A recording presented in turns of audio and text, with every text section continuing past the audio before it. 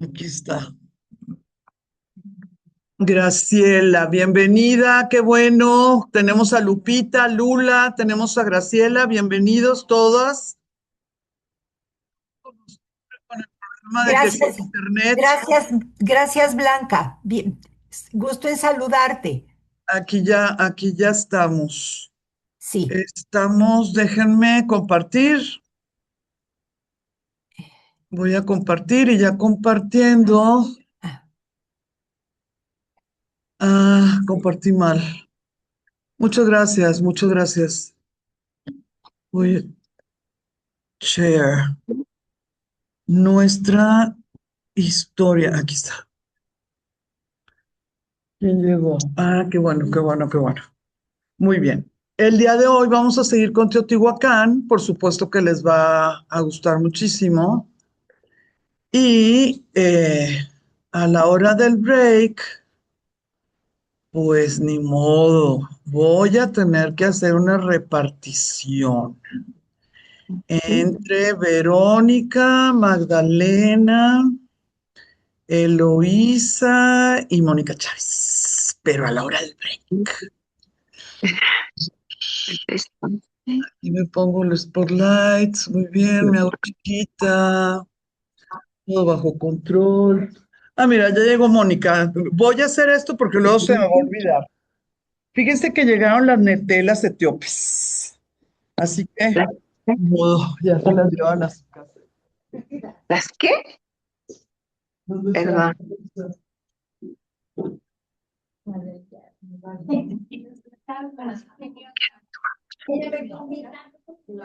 Ponte la señorita, ponte la señorita. Ay, sí. Ya.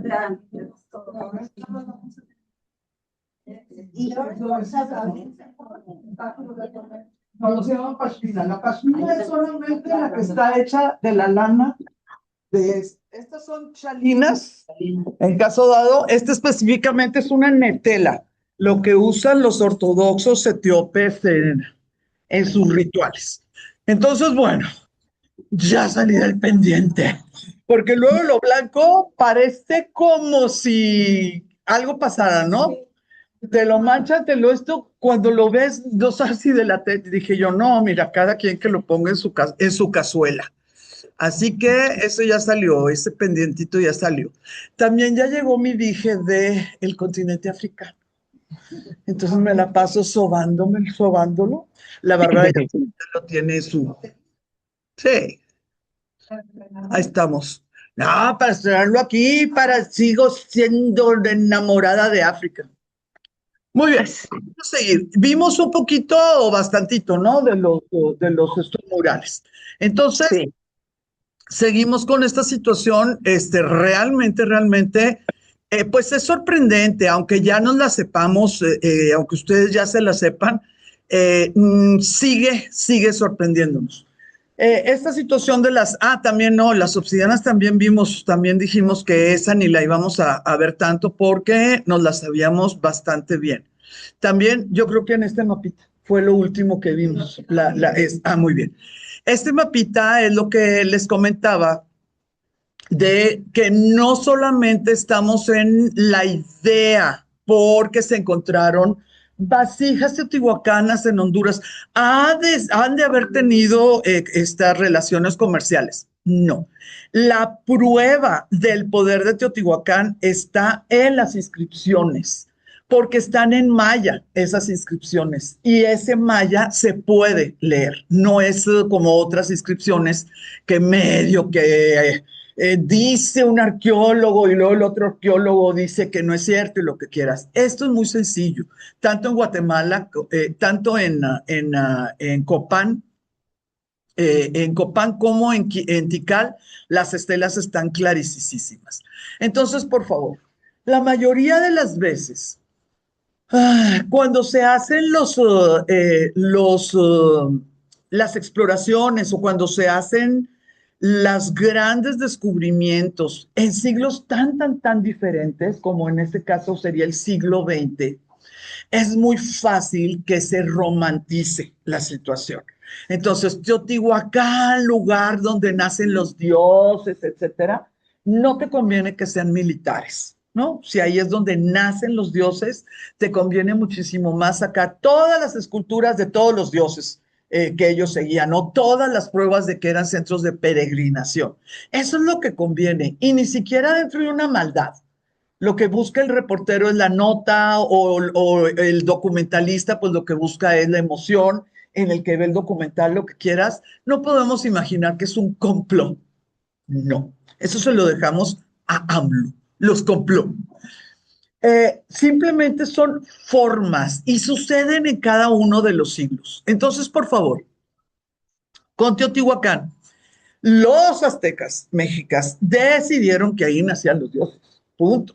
Los teotihuacanos nunca dijeron, nosotros somos centro religioso, nosotros somos el Vaticano del futuro Vaticano del mundo. Ellos no lo dijeron. Entonces ellos no tenían por qué cuidar realmente el sesgo o la preponderancia religiosa de su sociedad. Ellos, ¿qué era lo que cuidaban? Cuidaban comercio, comercio, comercio, comercio. En el momento que no pudieron cuidar el comercio, ese fue el momento en que empezó su decadencia y muy claramente, pero muy claramente, los teotihuacanos le dijeron adiós a sus gobernantes. Así me criaste, así nos hicimos, así nos organizamos, no estás dando el ancho, ahí nos vemos. Yo soy comerciante, mi familia es comerciante, no tenemos otra manera de vivir, bye bye. ¿Qué quiere decir esto?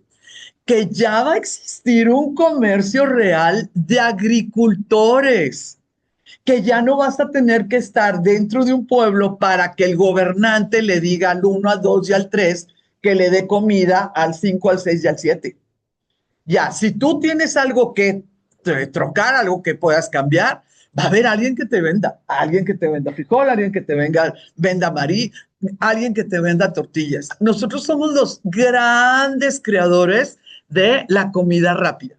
Dentro del mundo mesoamericano, nadie regresaba a su casa antes del atardecer.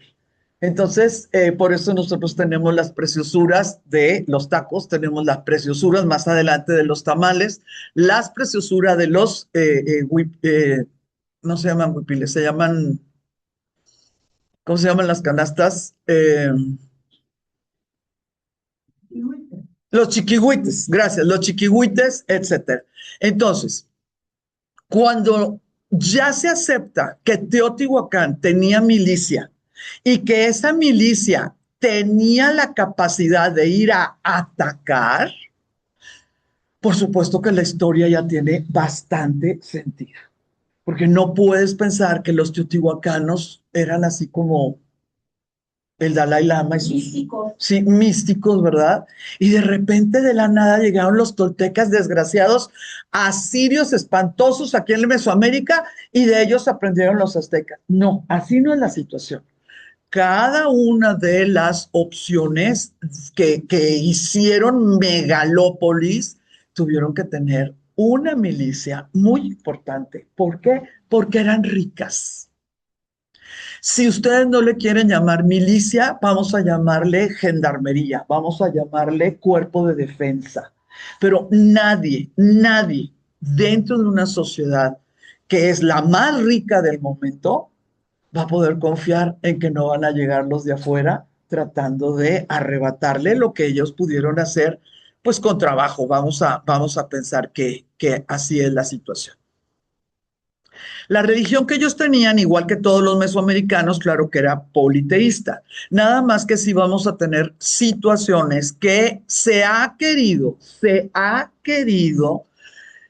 inferir basados en los dioses que sí se conocen. ¿Cuáles dioses sí se conocen? Los zapotecas, los mixtecas, obviamente los aztecas o mexicas y claro, todos los mayas, ¿verdad? Pero es inferencia. Nada más que, pues dentro de estas inferencias, a veces ya ni te importa de qué era el Dios, sino te fijas mucho más en cómo lo adoraban. Te dice más de la sociedad, la forma de adoración, que la propia Que si es de la lluvia, no, no es de la lluvia, es de la tormenta, no, no es de la tormenta, es de los lagos y los ríos. Entonces ya los arqueólogos dicen relacionado con el agua. Y ya, aquí ya nos quedamos. Lo importante es lo otro. Y ahorita, pues con los dos ejemplos que les voy a dar, ay, yo creo que las voy a convencer. Yo creo. No sé, vamos viendo, poco a poco, poco a poco.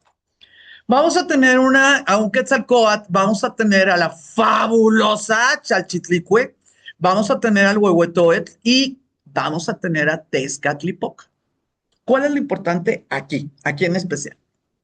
Número uno, que tenemos una mujer, una diosa femenina. Eso es muy, pero muy, muy importante. No, Blanca, es que es la esposa de Tlaloc. Pues eso es lo que dicen los arqueólogos. A ver, ¿dónde está el acta de matrimonio? ¿No? Como diría mi abuelita. El que sea pareja de Tlaloc no quiere decir que sea esposa de Tlaloc. Puede ser hermana. Y no solamente hermana, puede ser cuata. Acuérdense que esa palabra es exclusiva de México, no existe en ninguna otra parte. El cuate es es náhuatl, es de nosotros. Era de Chabelo también, ¿verdad? El cuate y la cuata. Entonces, no sabemos si era esposa, no pudiera haber sido hermana, haber sido gemelos en el sentido que nacieron de la misma creación, no lo sabemos muy bien. Aquí lo importante es que es una divinidad femenina relacionada con el agua. Y si la relación con el agua estaba en el top dentro de los atributos o dentro de las amenazas, pero también beneficios, pues tenemos que ver claramente esta posibilidad de haber incluido a un personaje femenino dentro del panteón. Si hubiera sido esposa, sigue estando muy arriba, ¿sí? Muy, muy, muy arriba. No es la hija, no es la concubina, no es lo que quieras. Si realmente fuera la esposa, sigue estando muy, muy arriba. Otra de las cosas interesantes e importantes dentro de los teotihuacanos, de la religión teotihuacana, es que los arqueólogos nos dicen ahorita, nos lo dijeron a finales del siglo XX y en el siglo XXI lo siguen sosteniendo. Nos dicen que los teotihuacanos fueron los que iniciaron esta idea del bien y del mal dentro de los dioses. El bien y del mal aquí en la tierra no hay problema. Cualquiera que ha vivido sabe, ¿verdad? Que está presente. Pero el que hayan desarrollado un personaje que puede tener vicios humanos, aunque ustedes no lo crean, porque es terrible, ¿verdad? Pero aunque ustedes no lo crean, implica un grado muy importante del control que puede ejercer el sacerdocio, el cuerpo sacerdotal, porque de alguna manera sintieron que se les estaban yendo del huacal los adeptos y lo que hicieron fue darle drama, ¿sí? Steven Spielberg tuvo toda la razón toda la vida. Los efectos especiales son los que venden boletos en el cine, ¿sí?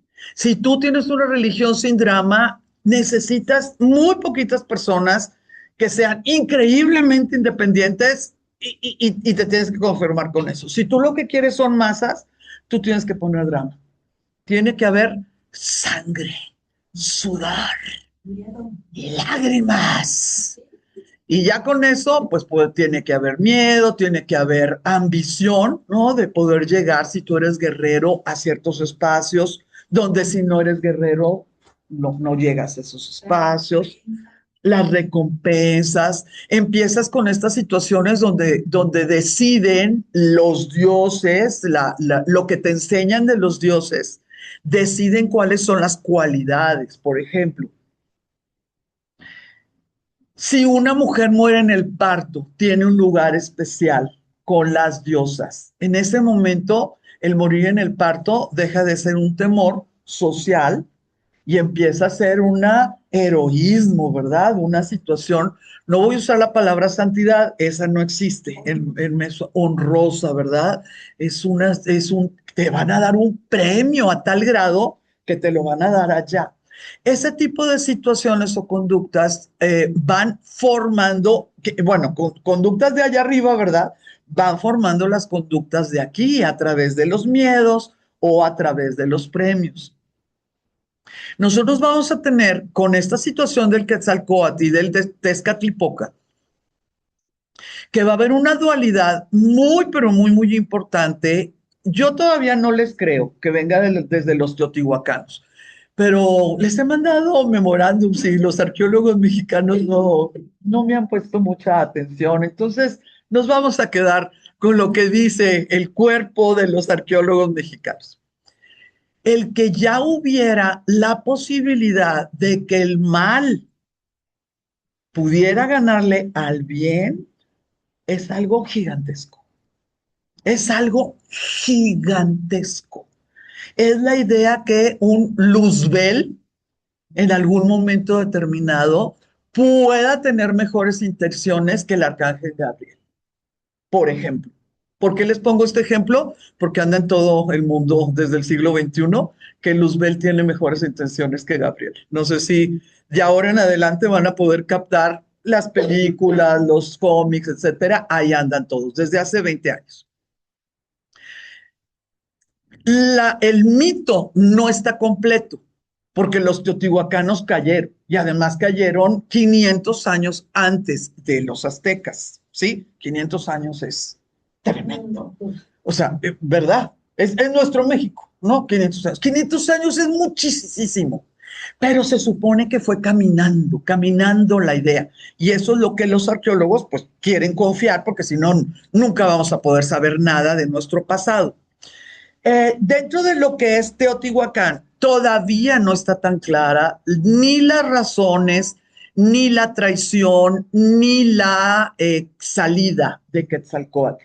Pero ya se puede intuir que Tezcatlipoca va a envidiar nuevamente la envidia en todas las religiones, ¿sí? Envidiar a Quetzalcóatl.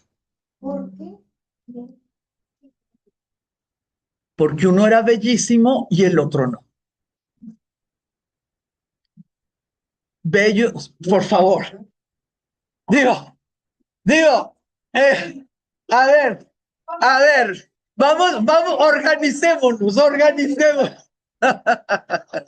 No, no, aquí la situación es, no se puede ser feo y poderoso.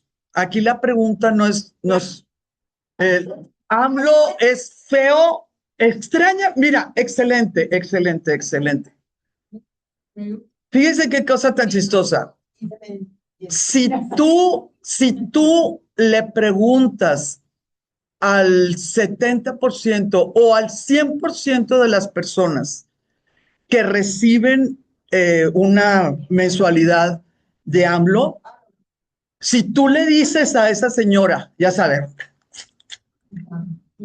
claro que le hacen el favor a AMLO, pero sin dudar que feo, que asquito me da y lo que sea. Es impresionante. Ay, no, sí. Sí, ay, no, sí se puede. Es bien especial lo que tú puedes pensar que es bonito, que es guapo o no es guapo. Cuando la gente le gritaban y le gritaban y le gritaban a Peña Nieto, papucho, papurro, todas las de la barriada. Lo veía yo y decía, órale, pues copetón sí está, pero así, papucho, papurro, o sea, híjola, qué fuerte, ¿no?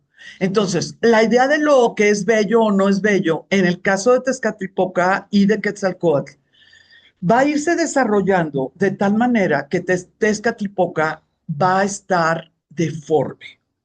No solamente va a ser un hombre una deidad que tú decidas o la diosa decida o alguien decida, ¿no? Fue caminando el mito de tal manera que no se veía en un espejo, que lo sabía, que se escondía, así, o sea, va a ir caminando, pero en 500 años, que es lo que realmente conocemos. Pero Sí, eso era parte del drama. era el gran, el detonante del drama, no el detonante del drama, porque el drama principal va a ser si Quetzalcóatl, que es el sabio, es el bello, es el bondadoso, va a poder caer en ese drama. Eso es lo más importante de esta religión. Pero a ver, Blanca, con ese tipo de seguidores, o sea, yo me voy a ir con los buenos. O sea, si yo viviera en aquel tiempo, yo me iría con el que Quetzalcóatl, el otro está más feo y es malo, pues ¿para qué? Entonces no, algo división. Les voy a contar un chiste. Es que como no he dormido, ando medio acelerada. Les voy a contar un chiste. Llega el pobre sin saber al palenque. Entonces, pues traía dinerito y quería apostar. Y le dice al de al lado, oye, ¿cuál es el bueno? El rojo, el rojo. Todo al rojo. Y entran los gallos y el verde hace garras al rojo. Y se va, pues el que pierde, no. Le dice, oye, te pregunté que cuál era el bueno y me dijiste que era el rojo. Pues claro, siempre le tienes que apostar al desgraciado. El bueno, pues es el que va a perder, ¿no? Si tú tienes que decidir si tú le vas a apostar al bueno, Dios, o le vas a apostar al desgraciado. ¿Sí? Si tú eres parte de la milicia, te aseguro que no le vas a apostar al bueno. Le vas a apostar al desgraciado, porque lo que quieres es ganar en la pelea de gallos, ¿sí? No sé si me estoy explicando. Los grupos no están persiguiendo lo mismo. Es como si me dijeras, pero es que ¿cómo es posible que a estas alturas existan grupos satánicos? A estas alturas, grupos satánicos. Es que ¿cómo es posible que haya magia blanca y magia, o sea, Wicca y también, ¿cómo? A ver, las personas que están ahí, no sé qué pasó, que se me desconfiguró mi Zoom, dice que se va a acabar en 10 minutos. No tengo manera de hacer ahorita lo que tengo que hacer ni organizarme. Si se cierra, por favor, simplemente vuelvan a entrar con la misma liga, por favor. Qué raro, 30 minutos me dio de oportunidad. Exacto. Ah, con que Zoom, chulita. Bueno, las que están ahí, por favor, si se cierra, se vuelven a abrir y a ver cómo nos va. No tengo idea qué va a pasar, pero la clase la voy a dar completa, de una manera o de otra. Entonces, con Tezcatlipoca, si pudiéramos notar, bueno, pues, ustedes chequen lo que les estoy diciendo. Dios de la sabiduría, diosa de ríos y mares, Dios del fuego, Dios del cielo. Tres son muy claramente dioses animistas, porque significan algo de esta naturaleza. Pero ustedes pueden ver cómo Quetzalcóatl ya es un concepto, ya no es un objeto, ya no es una situación concreta, ¿verdad? Es una, ¿verdad? Ya no es algo, no lo puedes ver, no lo puedes sentir, no es tangible. Entonces, si nosotros seguimos lo que nos dicen los arqueólogos, pues definitivamente los teotihuacanos son los que van a desprenderse un poquito de lo que es el animismo. Dentro de un politeísmo, ok, nunca pasaron a que había un solo creador, no. Pero dentro de este politeísmo, el que ya puedas pensar que hay de la sabiduría o que hay de la fertilidad, ¿sí? Que ya los teotihuacanos ya lo conocían. Es muy diferente tener un dios del maíz y un dios del agua a tener un dios de la fertilidad, ¿sí? Son conceptos, son cuestiones abstractas. Entonces, dentro de lo que es el politeísmo teotihuacano, los estudiosos que de veras tenemos de primera categoría dentro de nuestro México, los estudiosos consideran que estos teotihuacanos van a ser los primeros que hagan un verdadero avance dentro de lo que son las cuestiones teológicas, sí, realmente teológicas, no nada más el animismo de que espero que llueva ahora le pido al Dios de la lluvia. No, espero que llueva de manera adecuada para que el Dios de la fertilidad haga su trabajo y tengamos cosechas. No nada más necesitamos agua, no, lo que necesitamos son cosechas.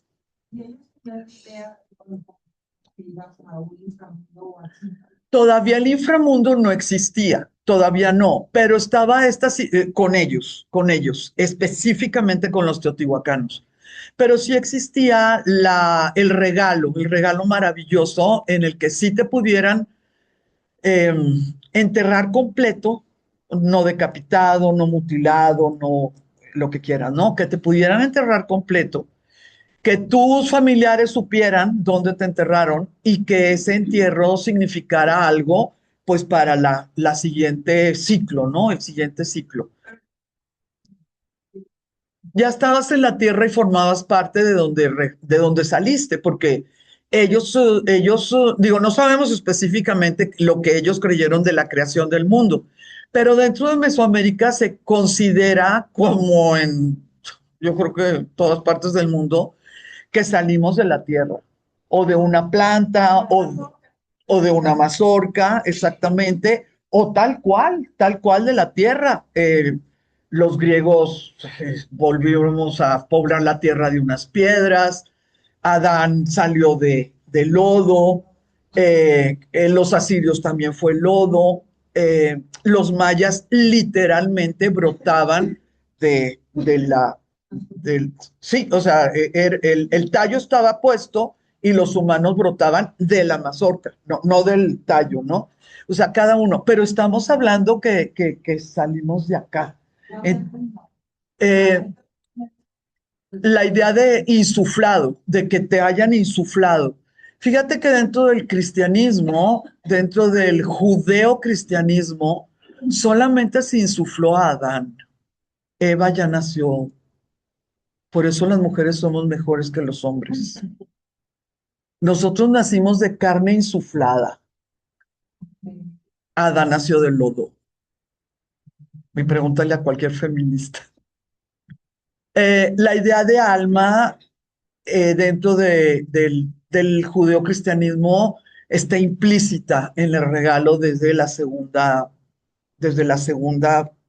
criatura, ¿no? La segunda pues sería Eva. Dentro de los otros mundos, la idea de la creación de los humanos es específicamente para que adoren al Creador. Si ves África, si ves Asia, pues digo, en los inicios y todo. Entonces, desde el momento en que los dioses crean a su criatura para que los adore, ya le dieron una conciencia del creador. Y esa conciencia del creador, pues es el alma, en cuestiones generales, no platónicas, ¿verdad? Pero en cuestiones generales, ¿no? Tener la conciencia de tu creador es, pues, que tienes alma. Eh, con los teotihuacanos no te puedo decir específicamente porque no nos lo han dicho. Algún día podremos, ¿verdad? Sí, pues sí, como siguen encontrando cosas, sería magnífico, ¿no? Sería algo maravilloso, pero no lo sabemos tanto. Pero sí sabemos esa idea de que los entierros pues tendrían que ser honrosos. No era una situación sencilla de que pues se me murió y pues sí, sí, o sea, no era tan sencillo. Em, con los teotihuacanos no se puede saber muy bien si ya creían en el más allá, porque los enterramientos que se han podido encontrar, pues han sido bastante más cercanos a nosotros, no tanto teotihuacanos. Entonces, cuando nosotros vemos enterramientos con ofrendas, ahí ya es clarísimo que se creía en un más allá, porque si no, pues para qué le das cositas, ¿no? En la otra vida. Con los teotihuacanos no está tan claro esa idea de un más allá. ¿Cómo ves, Mónica? Ahí vamos. Ay, les voy a enseñar a mi amiguita. Me gusta jugar a las comiditas con ella. Miren, les presento a nuestra maravillosa, espectacular y nunca bien ponderada Chalchutlicue. La Chalchutlicue, muy pocas personas saben que es Teotihuacán. 17 toneladas. Templo de la Luna. 17 toneladas de esa pirámide, sí. Y digo, hay muchas dudas, pero bueno, vamos a platicar de otra que tal vez pudo haber estado, debió de haber estado, pero no llegó a la del Sol. Pero bueno, son teorías.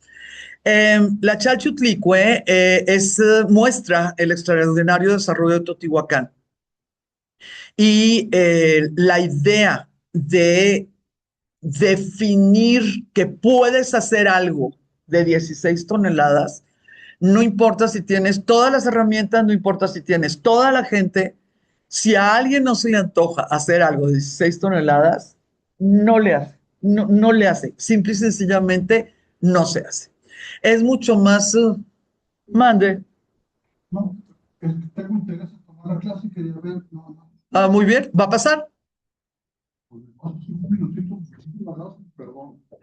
El, Tengo curiosidad. muy bien, ahí hay sillas. Sí, pero La, la situación en la que una sociedad decide hacer una escultura de 16 toneladas es mucho más fácil que los pobres sacerdotes y militares inventen lo que tengan que hacer para poder lograr las 16 toneladas, al revés, que ya estuviera la tecnología, que ya estuviera pues la cantidad de personas y a nadie se le ocurre y las tecnología y el personal pues siempre pasa la generación y no se hizo una obra monumental. La gran ciudad aprovechó todos estos logros e imprimió su sello. ¿Por qué creemos que imprimió su sello? Porque lo más... Híjole, qué lástima, qué lástima.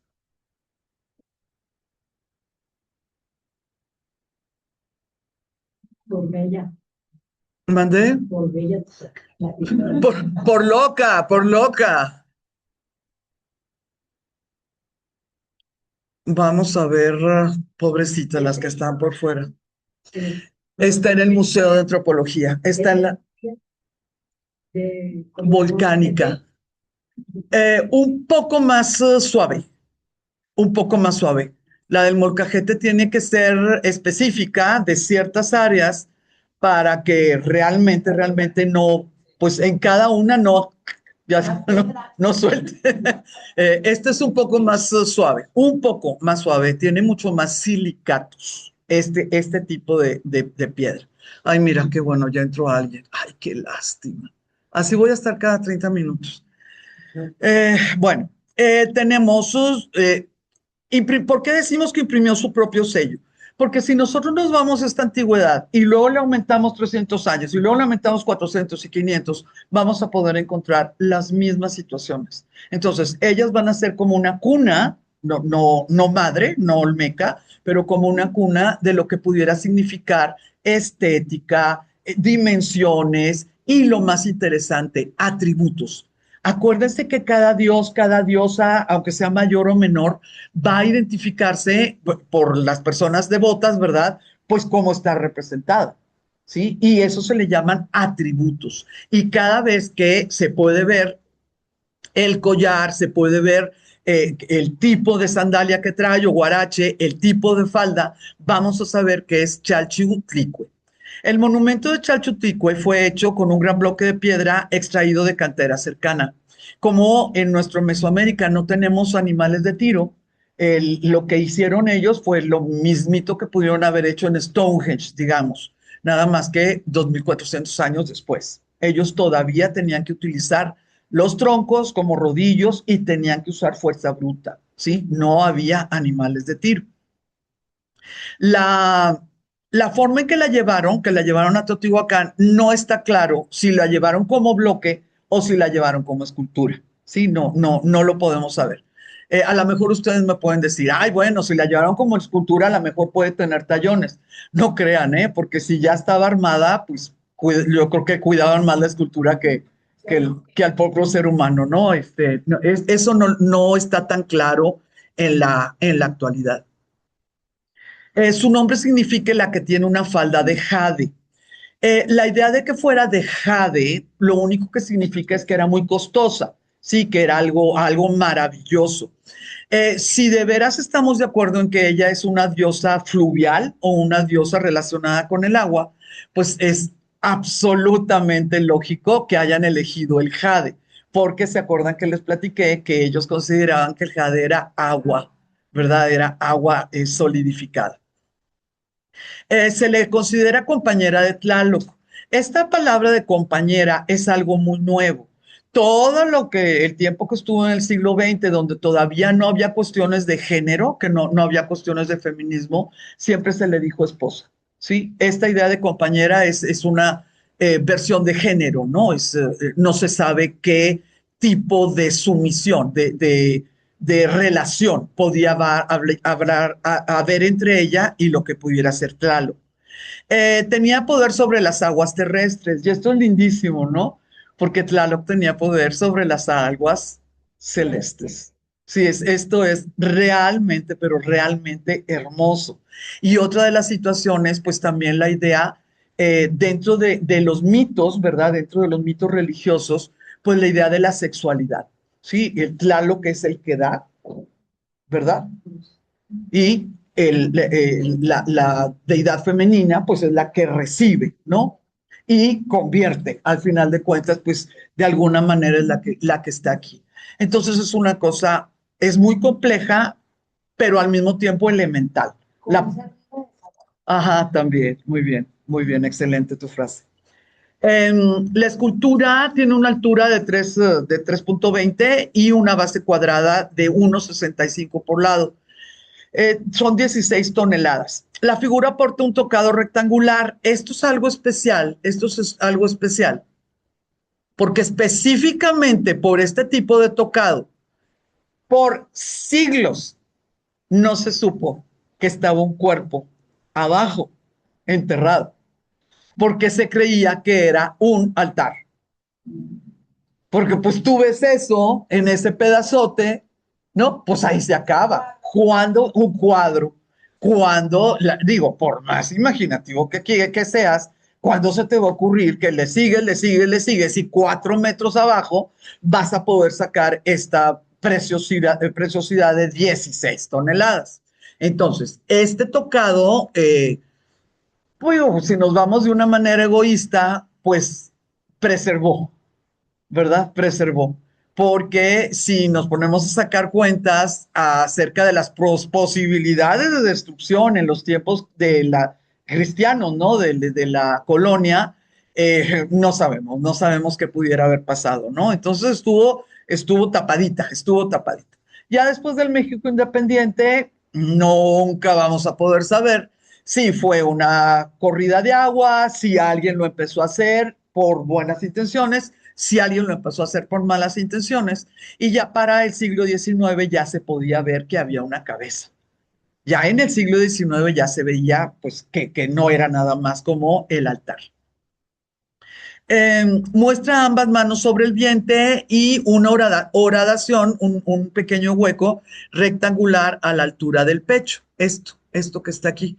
Entonces ella está así, está muy bien derechita, con sus piecitos chiquitos, chiquitos, bien bonitos, y esa horadación. Cuando nosotros ahorita que les presente el Tlaloc, que mucha gente dice que no es Tlaloc, que es también Chalchuctlicue, vamos a ver que tiene muchas horadaciones, que tiene muchas como si fueran, haz de cuenta que agarraron así de la nieve, así, y que le hicieron así. Entonces, no está tan claro. Dígame. No me lo dicen, y si no lo dicen, como está en el Museo de Nacional, no creo que hayan encontrado pigmentos. Sí, y luego te dice, no se encontraron sólidos o así, ¿verdad? Sí, si estuviera en otro espacio, te diría no lo sé, pero como está en el máximo lugar de estudios y todo, y no lo mencionan, te puedo decir que no debe haber estado pintada. Esta situación de los agujeros, que no son realmente agujeros, sino son como hoyos o gradaciones, hay muchas posibilidades. A mí la que me encanta, que obviamente no la puedo probar, ¿verdad? Pero es una de tantas, es que ahí iba una antorcha, que ahí era donde ponían una antorcha. Me gusta mucho porque si de por sí le puedes tener miedo a algo que mide, digo, de este tamaño, imagínate si vas en una peregrinación y la misma lumbre, la misma llama, ¿verdad? Hace que tenga movimiento, ¿no? Las facciones. Impactado, te regresabas a tu casa así como nerviosito, ¿no? A mí me gustó esa idea, pero es una de, ay, no sé, 10 de las que pudiera haber como explicación. Las referencias a la escultura datan de mediados del siglo XIX, cuando un explorador, Chafrán, tuvo oportunidad de conocerla en un viaje a las pirámides de Teotihuacán. Las pirámides siempre han estado ahí, a la vista. En esa época, bueno, esto ya se los dije. En esos años también se la conocía como Piedra del Desmayo, pues existía una creencia popular de que las personas caían desmayadas al entrar en contacto con la escultura. Entonces es una cosa muy, pero muy, muy especial, porque cuando ya se definió primero el trasladarle a Teotihuacán al Museo Nacional, no al de Antropología, ese es muy nuevo, es de mi edad. Es jovenzuelo. Al Nacional, cuando lo pasaron, la gente, la gente ya sabe, ¿no? O sea, la gente, en vez de querer ir a ver el magno suceso escultórico y lo que quieran, lo que querían era tocarla para ver si se desmayaban. ¿Por qué? Porque era muchísimo más popular en el medio del que vende, que compre, que el tianguis y que lo que quieras, el chisme, ¿no? El rumor de la Piedra del Desmayo, eso era mucho más popular que lo que pudiéramos pensar que significaba pues una deidad femenina de 16 toneladas. Entonces la gente lo que quería era tocarla para ver si se desmayaban. ¿Se desmayaban? Pues no se desmayaban. Miren, la, sabemos perfectamente y sin lugar a dudas que estaba en la Plaza de la Luna. No se cree que fue movida en algún momento por otro grupo de personajes porque por el peso, no por el peso, no se cree. Y otra de las cosas hermosas, hermosas para los arqueólogos, es que estaba en vertical. Es que estaba en vertical. Para los arqueólogos es todo, ¿verdad? O sea, ni el propio pueblo ni los enemigos, pues lo hicieron. Claro que lo podían haber hecho, ¿eh? A pesar del tamaño y eso. Entonces eso también es algo muy, pero muy agradable. Ay, sí, para que podamos verlo, ¿no? Pero muy, muy, muy, muy lindo. Y bueno, sí podemos ver lo que es pues el mexicano del siglo XIX y al mexicano del siglo XIX, ¿verdad? Todavía tenemos el contraste de nuestra sociedad. ¿Al chiquito? ¿Sí?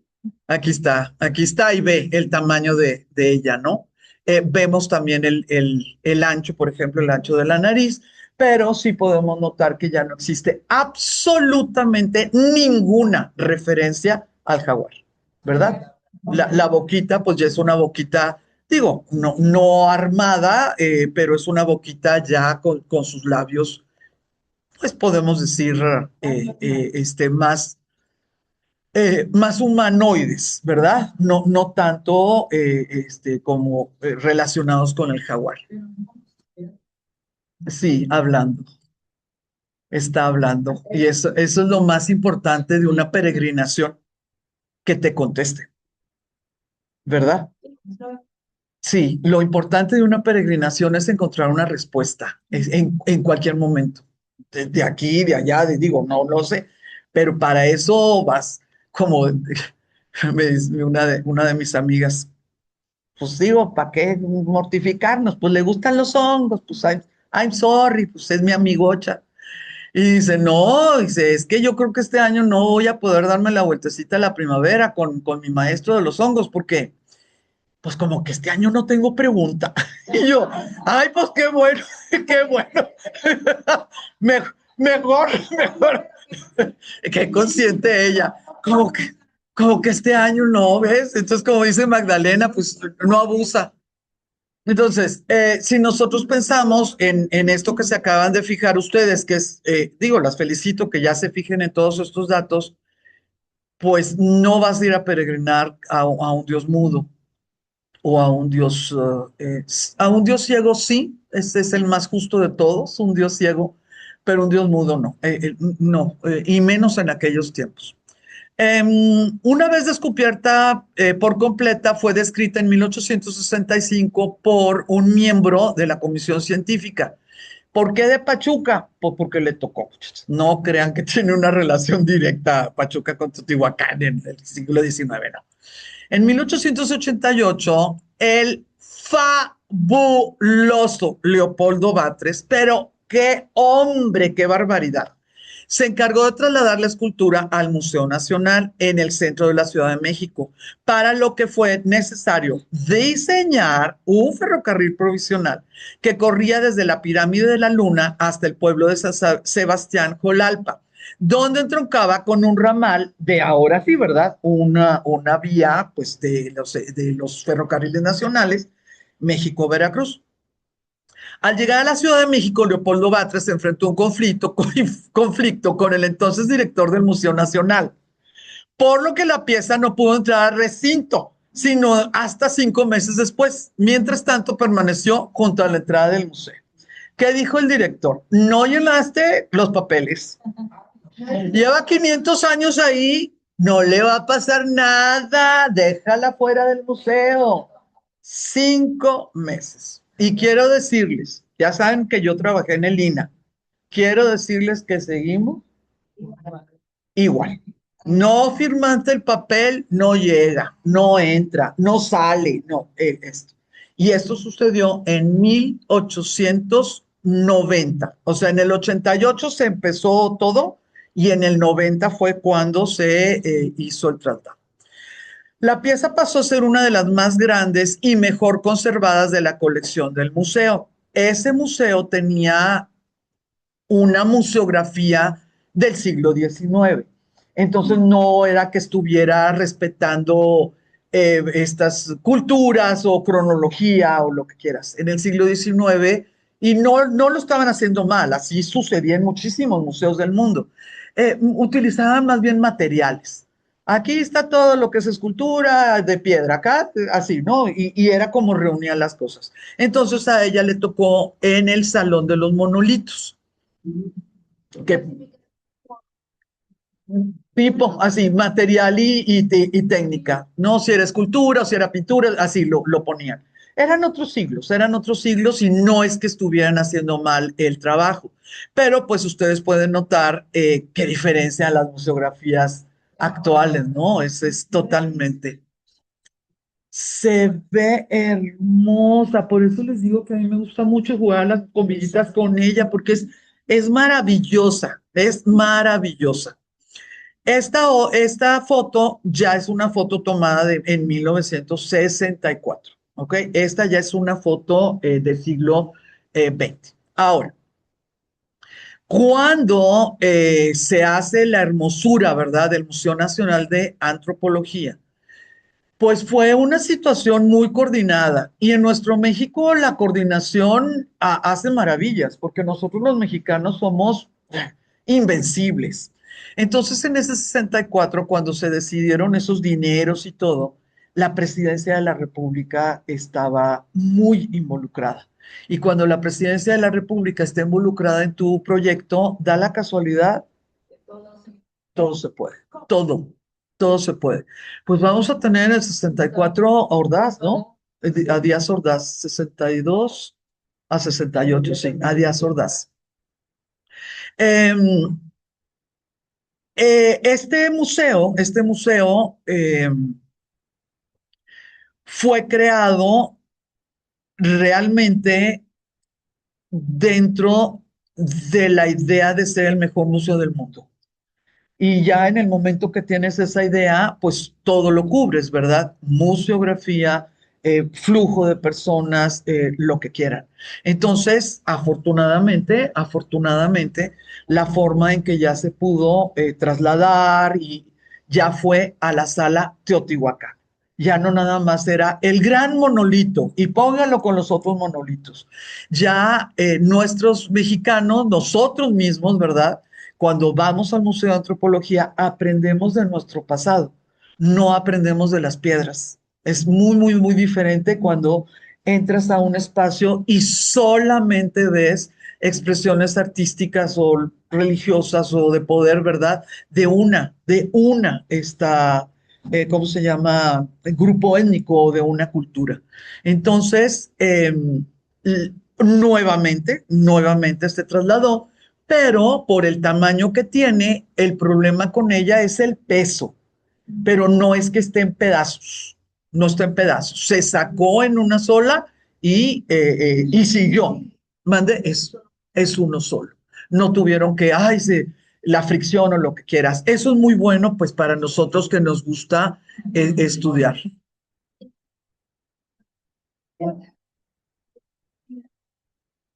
Se enfermó ayer, estuve enferma todo el día.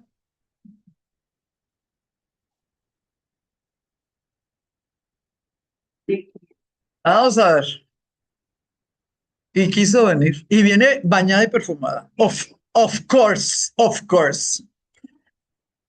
Nos vamos rapidito, vamos y regresamos. 4. López Mateos fue el que dio la orden de lo que les voy a poner ahorita, de lo que viene. Y de maneras muy interesantes, cuando se quieren hacer este tipo de apoyos, se forman fideicomisos. Entonces, si cambian lo único, los presidentes o los gobernadores, gracias a las posibilidades de los fideicomisos, pues la libras. A menos, a menos que hablo deshaga el fideicomiso de desastres naturales. Yo conseguí 9 millones para la Pinacoteca, sabiendo que desastres naturales con presidente o no presidente daba lo mismo, porque es una situación que está hecha para que perdure. Y pues sí, que perdure mientras exista. Entonces, simple y sencillamente la suprimió y no es que no perdure, sino simplemente no existe. En el caso de los 60 todavía estábamos en momentos donde existió una continuidad institucional. Entonces, muchas de las cosas que se hacían a nivel realmente, ¿verdad?, federal, pues afortunadamente sí las podemos disfrutar. En la actualidad, 60 años después, 62 años después, el Museo Nacional de Antropología es orgullo de México para el mundo en general. Es una cosa hermosísima. Por cierto, tengo una anécdota. Cuando estaba, ¿sí, sí se acuerdan quién lo hizo?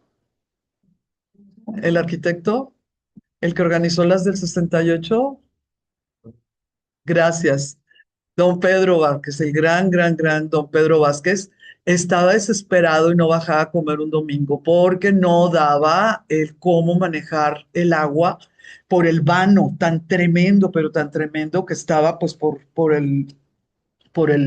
su diseño inicial. Y se desesperó su esposa.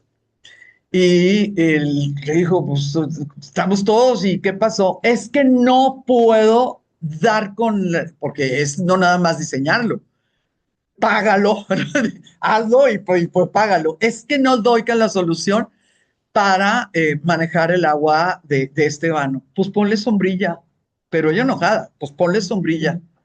Y por eso tiene la fuentota. La esposa le dijo, pues ponle sombrilla y ya te ves. Ah, sí, por eso eran epochitos, por eso, por eso. Dentro de la sala, son las 12. Dentro de lo que es la sala teotihuacana, nosotros tenemos esta hermosísima reconstrucción de lo que les platiqué, ¿no? De una de las fachadas de lo que nosotros le llamamos templo, ¿no? De este templo. Esto que ustedes están viendo aquí, esto que aquí están viendo, es mucho más abstracto que esto que estamos viendo aquí. Porque aquí al final de cuentas, pues es una víbora con plumas, ¿verdad? ¿Verdad? Al final de cuentas, no, sí la elevaste porque uniste, ¿verdad? Dos situaciones donde algo venenoso, algo de la noche, algo que cambia de piel, que eso es importantísimo dentro de la idea del ciclo, ¿no? No tanto resurrección, sino renacimiento. Es importantísimo entender la idea del cambio de piel de las víboras. Si no entendemos eso, le estamos quitando mucho esencia a este tipo de religiones. Sí se puede pensar, digo, no cualquier persona lo va a hacer, pero sí podemos entender que si ya llegaste a una idealización, ¿no?, de ese cambio de piel de las víboras y relacionarlos con un renacimiento, pues cíclico, sí pudieras imaginar que lo vas a adornar, ¿no?, con lo más bello que pudieran ser las plumas del quetzal. Pudieras decir, ok, es un adorno, pero también lo puedes imaginar como pues las centellas o las nubes o la Vía Láctea, ¿no? Que están en espacios aéreos, entonces pues eso, que es algo terrestre aquí, pues en tu cabeza infantil de la prehispania, pues le vas a poner plumas. Son como las dos opciones o las dos, ¿verdad? O las dos puede ser. Pero el crear este Tlaloc es increíblemente abstracto. Estamos poniendo corrientes de agua con dientes y ojos. Estamos poniendo corrientes de agua que no necesitan, y esto es importantísimo, no necesitan estar contenidas. ¿Se fijan que están por fuera? ¿Sí? No necesitan estar ni en copa, ni en cauce de río, ni en la tierra, ni en el cono, ni lo que quieras. Para muchas personas, ya dentro de nuestra posmodernidad, esto no lo dijeron los arqueólogos del Museo Nacional de Antropología, pero ya dentro de nuestra posmodernidad, que inicia de los 80 para acá, esta va a ser la primera escultura abstracta de nuestro continente. Y va a ser Teotihuacán, ¿sí? La idea de un arte en abstracción implica niveles muy interesantes, neurológicos, sociológicos y, claro, de control, porque el que la inventó tuvo que tener el poder suficiente para que lo aceptaran los demás. Los demás que no ven lo mismo, ¿sí? Entonces, esta de Tlaloc no solamente hay que verla como una escultura o una fachada hermosísima, porque pues pintada, ¿verdad? Ahorita que comentó Verónica y todo, hay que verla desde ese punto donde ciertas sociedades llegan en su élite, en sus cúpulas, llegan a puntos donde las demás sociedades ni siquiera se están acercando.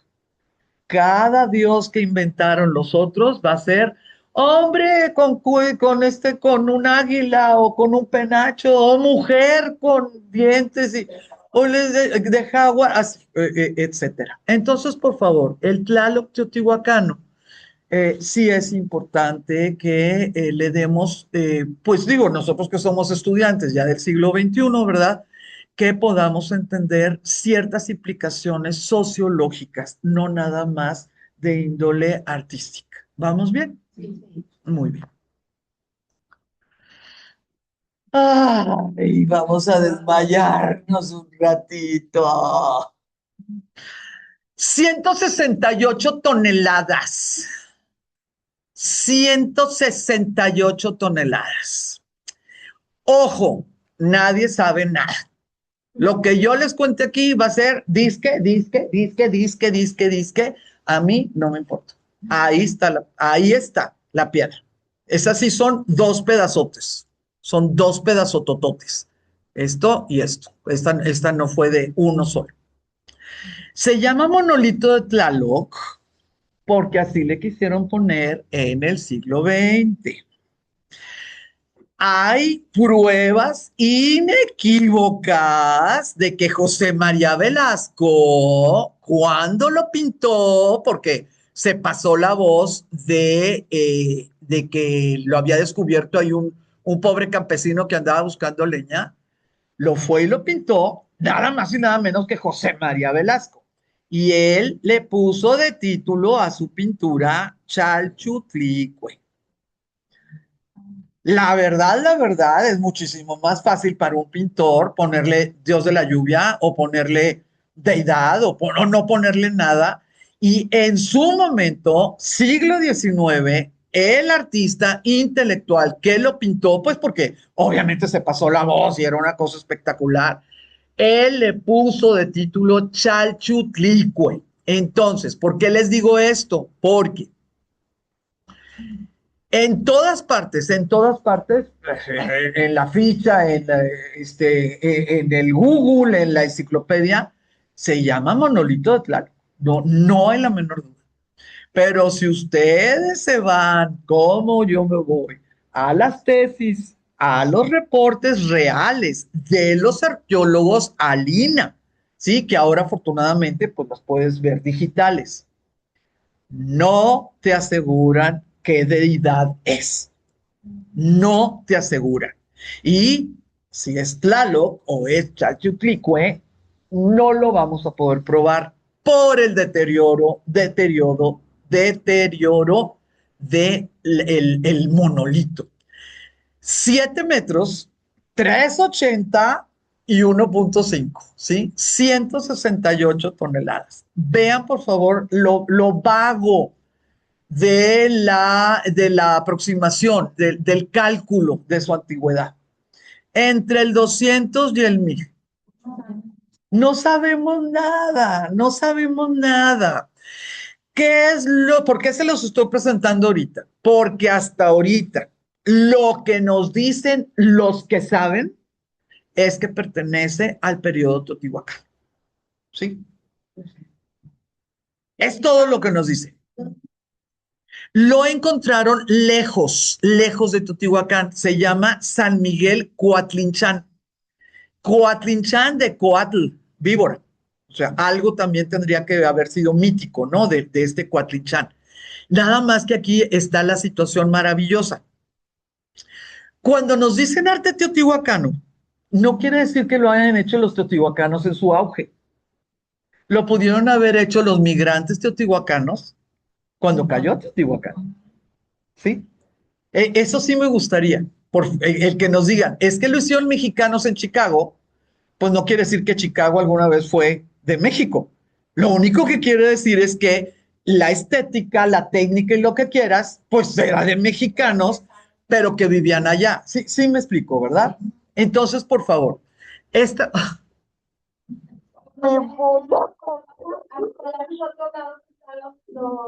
Todos los venecianos, o sea, todos los mosaicistas, pues, si te llevabas a los artistas venecianos, te hacían todo a la parte de A donde quisieras. Y si estabas en Turquía, de cualquier manera dices arte veneciano, ¿verdad? Excelente, excelente tu ejemplo.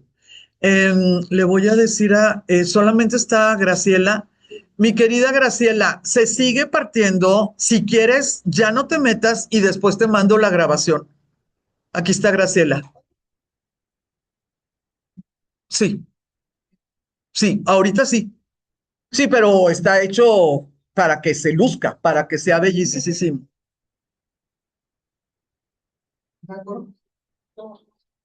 No, está sobre una base de concreto. Ah, no, no, no va a pasar. Y en caso dado que quisieran, pues le ponen techo. No, no lo tendrían que mover otra vez, ¿no? O sea, no tendrían que moverlo. Pues es que dentro del mundo, ya de nuestro mundo, que nuestro mundo arqueológico es la barbaridad antes del porfiriato para atrás. Nadie sabe nada, todo el mundo lo que creía o inventaba era porque había estudiado algo europeo, Humboldt y lo que quiera, ¿sí? Cuando se acaba el porfiriato, ya nuestro México, pues ya revolucionario y lo que quiera, entran los intelectuales. Entonces vamos a tener, ¿cómo se llama? Vasconcelos y toda su raza, ¿no? Toda su raza, incluyendo a este señor Caso. Es una época, pero esas personas, pues ya se fueron. Entonces, nuestra siguiente época va a ser de los 60 para acá. De los 60 para acá existe un dilema en el cual cada equipo arqueológico tiene que tomar una decisión y esa decisión se tiene que presentar ante el INAH, por supuesto, ¿no? El INAH, no sé si fue 68, no sé en cuál sería, pero también estamos hablando, no es de todo el siglo, es nuevo. Ese dilema es el siguiente. Se va a reconstruir para que los habitantes actuales, ¿verdad?, puedan ver el esplendor de ese arte, ya sea pirámide, pintura del 18 o escultura del, no sé, del 1000 antes de Cristo. ¿Se va a reconstruir o restaurar? Es pregunta uno. Dos, que es el dilema, pregunta dos. ¿O se va a mostrar cómo está para que los habitantes actuales puedan realmente valorar lo que significa el paso del tiempo. ¿Sí? Que el paso del tiempo puede ser incendio, guerra o simple y sencillamente, ¿no? La lluvia, lo que quieras. Es un dilema. No es de toda la vida, pero ya tiene, no sé, 60, 70 años en nuestro mundo de museos y de arqueología. Entonces, en algunas situaciones preciosas, la respuesta es lo reconstruimos y entonces por eso nos muestran la fachada de Tlaloc y de Quetzalcóatl, ¿verdad? Dentro de la sala teotihuacana, porque ese equipo llegó a la conclusión que valía muchísimo la pena, pues que se conociera por una cuestión didáctica. En el caso de este, no, no hay manera ni de restaurarlo ni de nada. Entonces, de repente, te le hacen un luz y sonido. ¿Y dónde está? Está por fuera del museo. ¿Y cómo? Pues, O sea, aquí. aquí. Entonces, la situación de verlo también nos lleva a otras cosas. Uno, no lo terminaron sin terminar. Ajá. Dos, bueno, no lo terminaron porque se acabó el proyecto, es una. Dos, no lo terminaron porque dejó de ser importante la deidad. Esa es una pregunta muchísimo más importante que si tuviste tiempo o dinero o esfuerzo, lo que quieras. Y tres, pues no lo terminaron porque ya no había comprador, porque se le acabó, no por la deidad, sino por la idea de que cayó la megalópolis, ¿no? Entonces, tenemos muchas opciones y pues la verdad los arqueólogos se la pasan bien entretenidos, ¿eh? Porque preguntas y preguntas y preguntas. Manda, Marcela. Anda un poquito, cuando en un museo te ponen, haz de cuenta, esa, ay, ¿cómo se dice? Una obra, algo que encontraron, ¿no? Pero te lo ponen, la restauran, te la ponen con yeso blanco, y así tú ves lo antiguo y cómo era, ¿no? Sí, Pero sabiendo que esto es nuevo. plaster, Para que ajá. te imagines. ¿Eso qué es? Es un objetivo académico didáctico muy agradecido. Es la idea de que los museos no solamente resguardan, sino que enseñan, que no es en todas partes, Porque ¿eh? se nota, es yeso, tan, se nota Sí. con lo antiguo, como Y, lo contrario. y tienes la posibilidad, ¿no? De irte con las dos situaciones. Entonces, hasta luego. Entonces, la idea del esfuerzo didáctico también es algo muy especial, porque por mucho tiempo los museos, pues, estaban nada más para la élite. Es más, hubo un tiempo que nuestros museos, si no traías zapatos, o sea, si traías guarache, si no traías zapatos, no entrabas. Sí. Entonces, la idea de que los museos no solamente muestran, sino también enseñan, es algo nuevo, para nosotros normal, pero no es tanto. Ahora que estuvimos en las Islas Británicas, nos llamó muchísimo la atención porque todo estaba hecho para personas de secundaria y prepa, todo. Entonces nosotras como nuevas y como, bueno, que nos gusta, ¿verdad? No, hombre, aprendimos pues 500 veces más porque la forma en que estaba armado, las multimedias, las cronologías y todo, era para personitas entre 13 y 18 años. Y había muchos grupos de escuelas. Ay, sí, y así estaba repleto. Y eso es, ese país decidió y buenas tardes. ¿La señora Lupita o quién? Señora Lupita le llaman. Sí, ahí va, ahí va. Ahí no te vayas sin el bastón.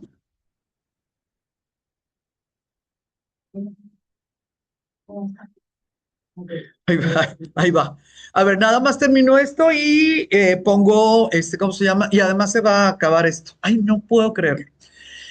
Es considerado el quinto monolito más grande del mundo. O sea, a lo mejor nosotros no nos sabemos la historia del monolito de Tlaloc y en todo el mundo se estudia Se estudia nuestro monolito. Estaba situado en el municipio de Texcoco, o sea, en una de las orillas, ¿no? En aquel tiempo. Entonces, sí podemos imaginar, pues, que siguen, que eran los tributarios y que claro que se conocían, pero no podemos imaginar qué relación había. No sabemos si era porque los castigaron o porque los premiaron. Eso no lo sabemos. Esto es lo que les decía de José María Velasco en 1889 y en 1903 el señor Leopoldo Batres decidió que era Tlaloc. Y desde 1903, por el prestigio del señor Batres, que lo ha ganado, pero a pulso, ¿verdad? Se le llamó pues monolito de Tlaloc. Así se lo encontraron. Esto es un dibujo. Este es dibujo, no es este. Así se lo encontró este sí estaba tirado. Entonces ahí es donde, si no tenemos grandes construcciones donde podamos pensar que ese monolito era parte del urbanismo, ¿no? De esa ciudad sota, pues por eso se cree, se quiere creer que pues lo estaban haciendo para llevárselo a otra parte. Yo no sé, qué barbaridad, qué barbaridad. Ay, en 1963 López Mateos ordena el traslado al nuevo Museo Nacional de Antropología. El 16 de abril del año de 1964 fue transportado durante una torrencial lluvia.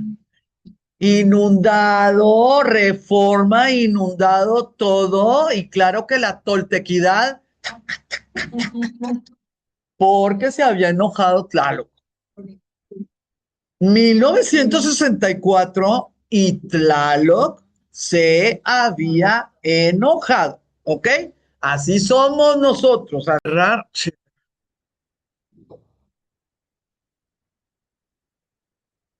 Híjola, de veras no puedo creer que esté pasando esto.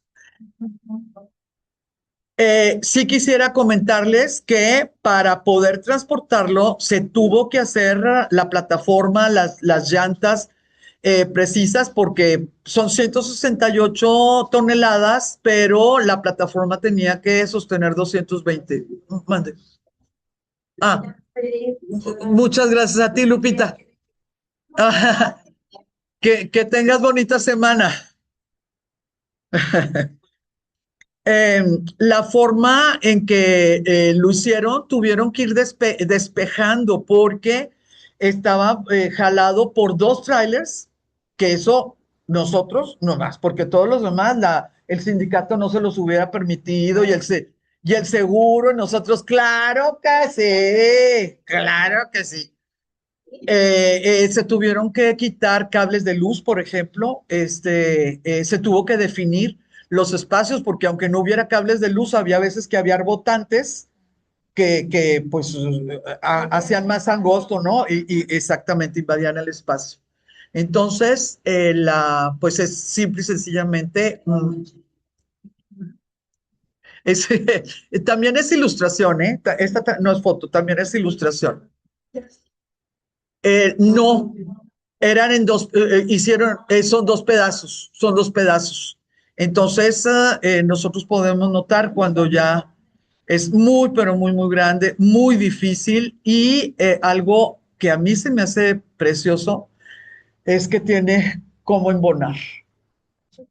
Sí, tiene cómo embonar. Entonces es una maravilla. Entonces voy a dejar aquí para que puedan ir al baño y luego le seguimos. No sé qué fregados estoy haciendo mal del Zoom, pero pues hasta que llegue a la casa voy a poder saber qué.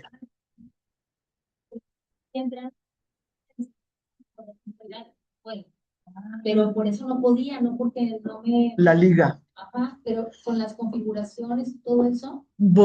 Sí, pues aquí lo que dice es que no tengo el upgrade. Y ese upgrade yo lo pago desde el COVID. Y es un upgrade que te mueres de la risa, o sea, son 3 pesos, no creas tú que no los debo. Eh, Como dice que no tengo el upgrade, pues tengo que ir a mi casa, entrar a mi cuenta y ver qué pasó, ¿no? Por eso no lo puedo arreglar ahorita, pero que ataque, porque van a ser 8 grabaciones, porque es cada media hora. Digo, la puedo editar, no pasa nada. Ay, ay, ay, ay. Mira, aquí está Ana. Un montón de gente iba a estar. Voy a... Yo te tengo una pregunta. Claro que sí. ¿Qué opinas de lo que dice?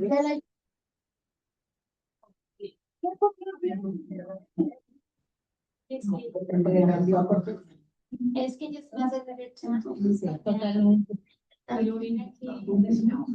Pues, político más que otra cosa.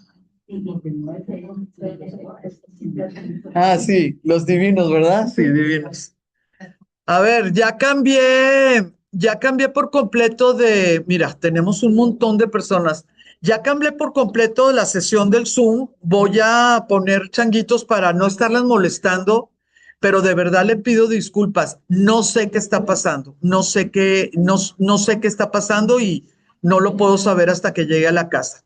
Pero aquí seguimos. Ya ahorita ya vamos, ya nada más falta una persona para que regrese y volvemos, ¿eh?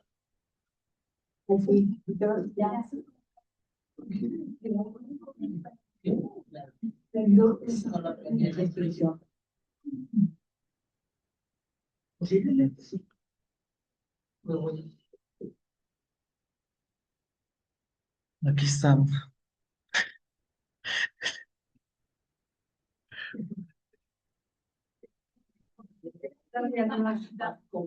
El que solo se todos trabajando, no se acuerdan. No. Y Huehuetlotl tiene que ver con la huehuech. Sí, viejo, sí. ¿Ah, sí? Tiene la misma raíz, sí. Sí, sí, tiene la misma raíz.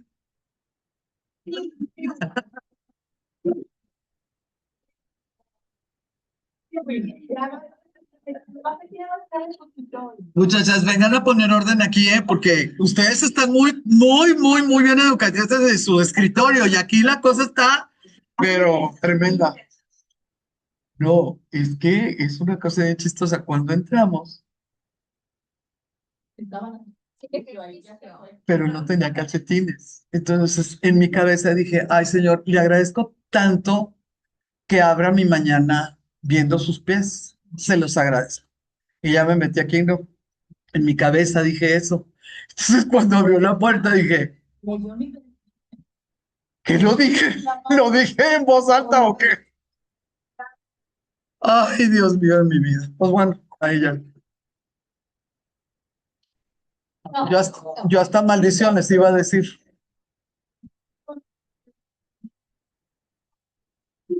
No. ¿Ya traía qué? Ya traía calcetines, gracias a Dios. Falta una sola persona, pero voy a reiniciar. Voy a reiniciar. Miren, mande.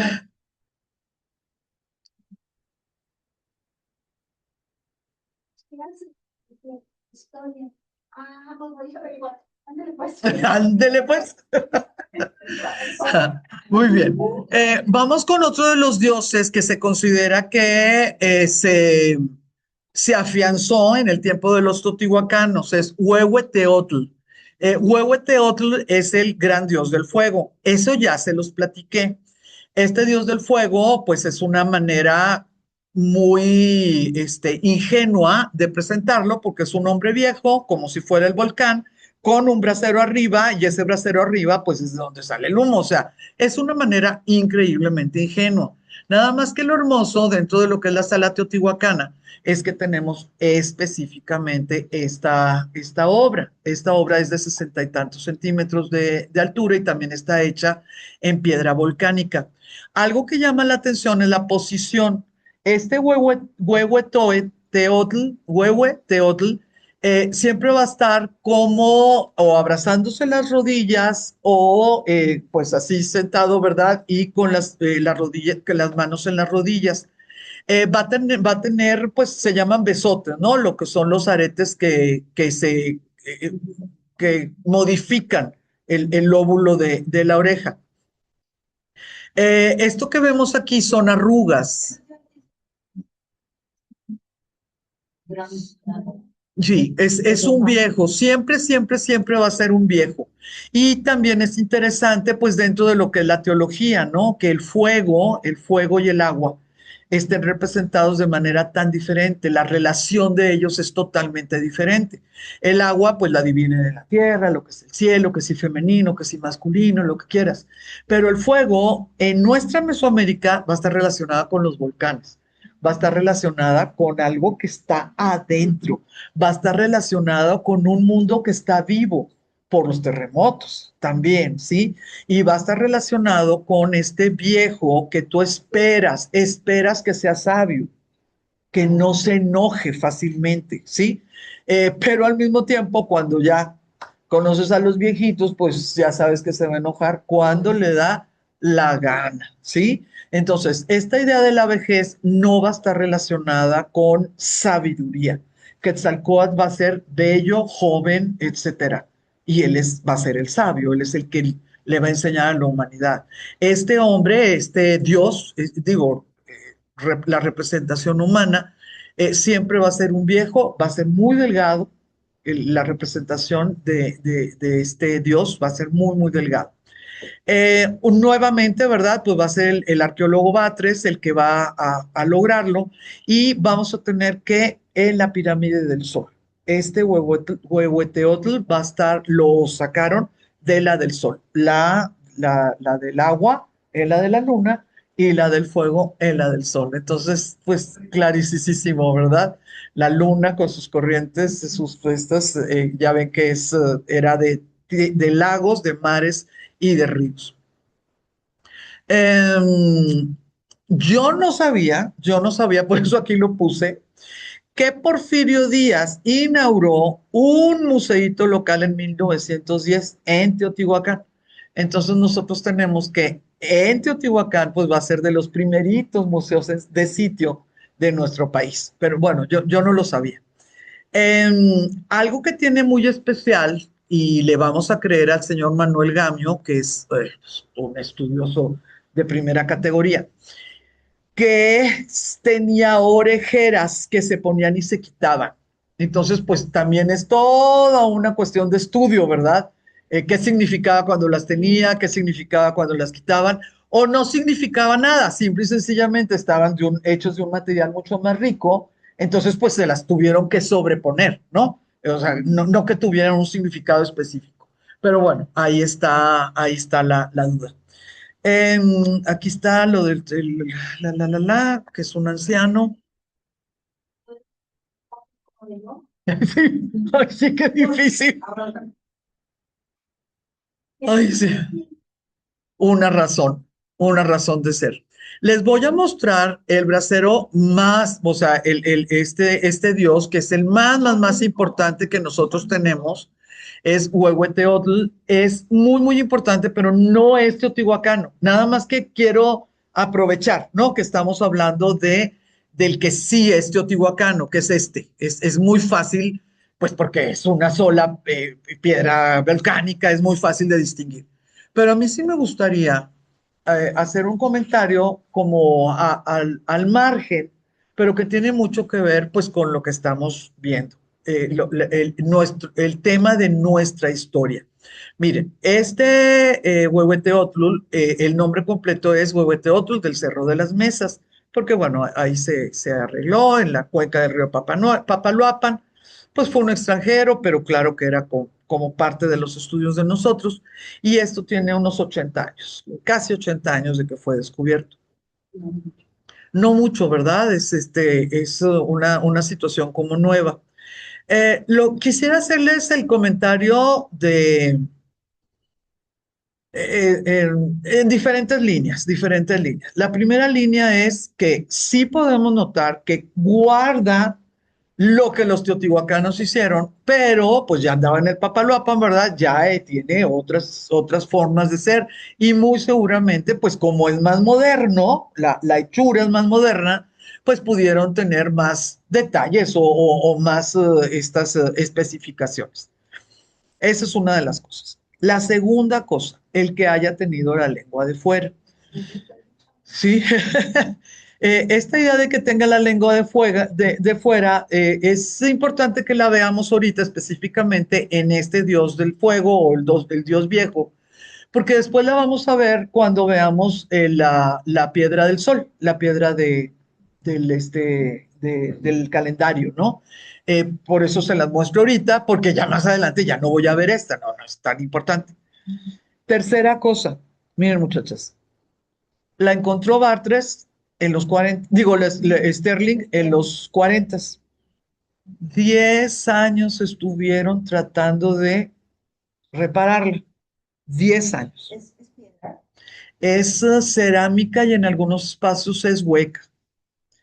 10 años se tardaron. Parece muy Qué bueno que preguntaste. No, no, es cerámico. Es una cuestión cerámica. En los 10 años, en la primera restauración de los 10 años, de pesar algo así como 35 kilos, terminó, por las emplastes, terminó pesando más de 70 kilos. En esos 10 años la pudieron haber deshecho para toda la humanidad. Para todo el tiempo la pudieron haber deshecho. ¿Sí? Algo tan, pero tan, tan importante. ¿Por qué es importante? Porque es tamaño natural. Es tamaño natural. Cuarto punto. Se ha determinado que la encontraron rota porque fue destruida, no porque el peso de los años la destruyeron, porque fue destruida y enterrada. Entonces, gracias a esta situación que se descubrió y que se aceptó, también se ha probado que cada 52 años se hacían las destrucciones, los entierros y las nuevas construcciones se hacían sobre cosas destruidas.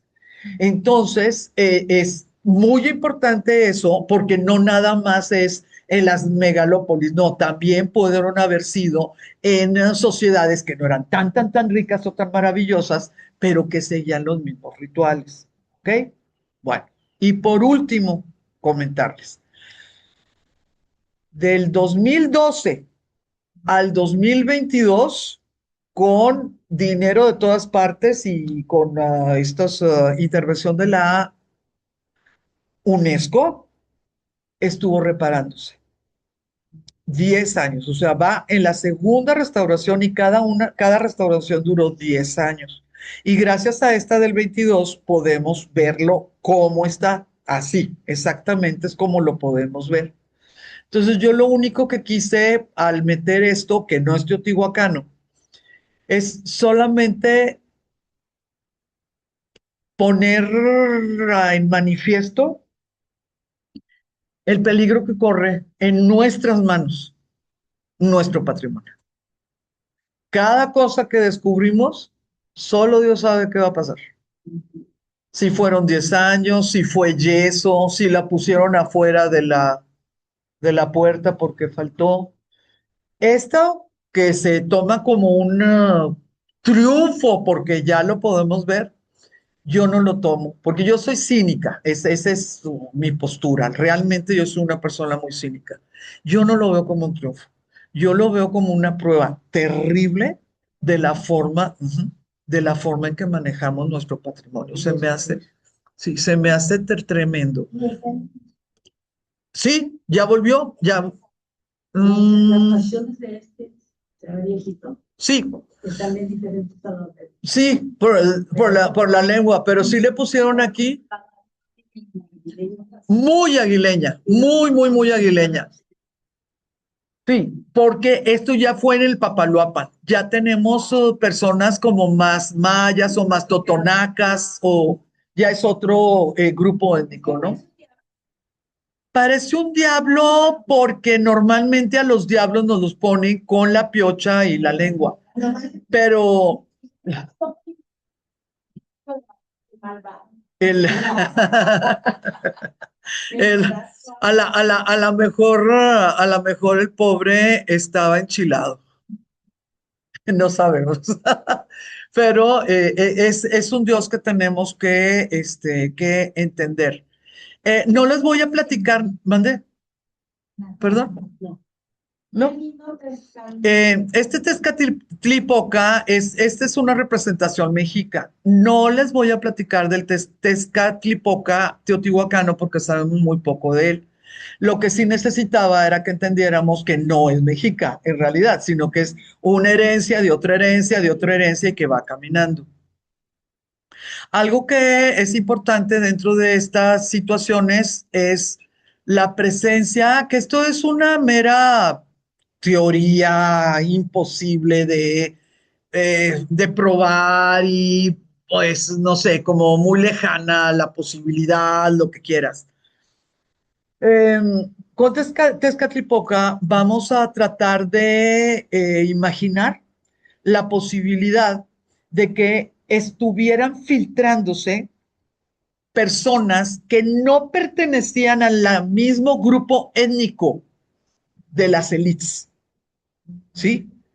Que por siglos y siglos y siglos los que te gobiernan y los que te deciden tus rituales son igualitos a tu primo, tu papá, tu tío, ¿verdad? Porque es la misma familia, es un solo grupo étnico. Los que están allá son iguales a los que están aquí, los que están a un lado. Con Tezcatlipoca hay que darle la oportunidad porque siempre se habla de el tono de su piel. Siempre se habla del dios negro, del dios que se veía negro o lo que fuera. No estoy hablando que fuera negro. No, no, eso no pasa en nuestro mundo, no pasa. Pero si hacen tanto hincapié en el tono, tenemos las posibilidades que él hubiera sido un sobreviviente de incendio y que se hubiera hecho pues notorio, ¿verdad? Pues porque no murió y estuviera realmente, ¿no? Como cicatrizado, o que de verdad viniera de otro de los grupos étnicos que sabemos que en nuestro México tenemos todos los tonos, todo, es una maravilla, ¿no? La infinidad de tonos que tenemos en nuestro mundo y de rasgos también, y que por eso lo notorio de ese Tezcatlipoca fuera el color, ¿sí? Y esa idea de que no es de los tuyos pudiera ser el cimiento o la semilla de que estaba envidiando a Quetzalcóatl. No sé si me estoy explicando, ¿sí? Entonces, esas cositas son las que se estudian en sociología. No, no es arqueología, ¿verdad? Es sociología. Y fíjate, no, y un bolsón, pero bolsón. Están diciendo que trae celular y bolsa. ¿Cómo ven, muchachas? ¿Cómo ven? A ver. Ah, muy bien, muy bien, muy bien. No sé qué significa en Mexica. En Mexica no sé qué significa, pero cuando ya me toquen mexicas, les prometo que sí. Sí, este pedazo. Les llamó la atención la diferencia de las representaciones de los pies. Uno pies claramente y el otro pues no sabemos qué es.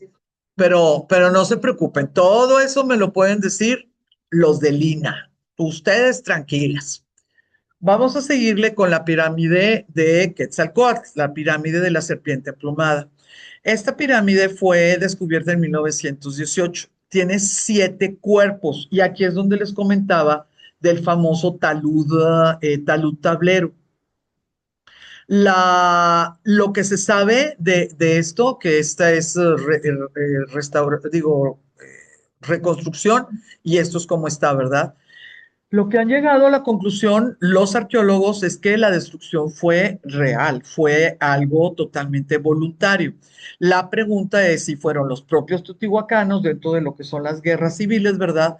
O en un momento determinado, cuando ya estaba caído Teotihuacán, pues el que iba pasando, ya sabes, ¿no? Los escrititos, lo hacemos ahorita, que no lo hayan hecho en otros tiempos. Eh, Tuvo que haber sido bellísima. Ustedes pueden notar el sistema constructivo, ¿verdad? En la actualidad no hay duda de cómo se hizo, o sea, piedras y piedras y piedras y piedras, argamasa, argamasa, argamasa, y digamos que con el tablero talud lo que hacían era pues contenerla, ¿verdad? El que no se cayera esa situación. Les platiqué la vez pasada Esto que no en todos los libros está porque es medio nuevón. En los cimientos del templo de la serpiente emplumada fueron descubiertas más de 200 esqueletos de hombres y mujeres sacrificados cuando se erigió el templo. Estaban maniatados, porque esa situación también muy romántica de decir, no, es que todos van porque es el honor para la familia que te sacrifiquen, pues entonces, ¿por qué los tienen que maniatar? ¿Sí? Entonces, si ya saben que están maniatados y ya saben que fueron sacrificados, pues la pregunta es la siguiente, ¿todos ellos eran teotihuacanos o eran personas que trajeron de otros grupos étnicos para poder, ¿verdad? Para hacer la ofrenda. Em, el, como había hombres y había mujeres y no está tan desarmado cuando lo descubrieron, sí se dieron cuenta que una mayoría, más no todos, los hombres, los esqueletos que no tienen la pelvis abierta, por eso sabe que es hombre o es mujer, portaban algo que los arqueólogos quieren definirlo como que eran guerreros. Entonces, los arqueólogos nos están diciendo, los hombres eran guerreros, no prisioneros, los que pudieron encontrarle eso, ¿no? Y los otros no se ve una diferencia de estatura como para poder identificarlo, pero bueno, siguen estudiándolo y bastante, pero bastante le han, qué bárbaro, le han podido encontrar, que es una cosa maravillosa. En el siglo sexto de nuestra era se detecta la suspensión de los lazos políticos entre Teotihuacán y Monte Albán. No se sabe específicamente por qué. La desocupación final de la ciudad zapoteca, 1 o 2 siglos, la Monte Albán sucedió 1 o 2 siglos después. Entonces, la teoría es que Monte Albán se hizo gracias a la irradiación, ¿no? De comercio, sociedad, cultura, lo que quieras, teotihuacana, que los zapotecas creyeron que podían estar sin Teotihuacán. Que Teotihuacán sufrió un revés muy importante porque los zapotecos le dijeron bye bye. Y cuando cayó Teotihuacán, los zapotecos no pudieron controlar su propio desarrollo, su propia estabilidad y cayeron. Ay, Blanca, es que son 200 años después. Sí, 200 años después, pues es nada. Nosotros tenemos 200 años de independencia. O sea, realmente se siente, ¿no? Estás hablando todavía de poco tiempo. El rompimiento del vínculo entre Monte Albán y Teotihuacán se debió al establecimiento de relaciones entre la sociedad zapoteca y la sociedad que desarrolló y construyó Xochicalco. A Xochicalco se le va a llamar una de las principales ciudades del epiclásico. ¿Por qué se le va a llamar clásico y epiclásico y posclásico y lo que quieran, verdad? Vamos a tener situaciones donde los arqueólogos no han podido enlazar. Saben que Xochicalco, guau, guau, saben que Cuicuilco, saben que Teotihuacán, todo, ahí están. Nadie lo puede negar, ¿no? Ahí están las piedras y lo que quieras, pero no se ha podido entrelazar la historia de esas ciudades. Entonces, lo único que hacen los arqueólogos es, pues, se especializan los equipos en esa área, se pasan los resultados y a ver si algún día, ¿no? Hay conexiones adecuadas. Entonces, a Xochicalco le van a llamar del epiclásico, o sea, por afuerita, ¿no? Alrededor, sí, en la periferia. Ay, Xochicalco es en Morelos, ¿no? Es la ciudad de las flores, ¿o no? Es Mexica, sí. Vamos a ver dónde está Xochicalco. Xochicalco, Morelos. Pero específicamente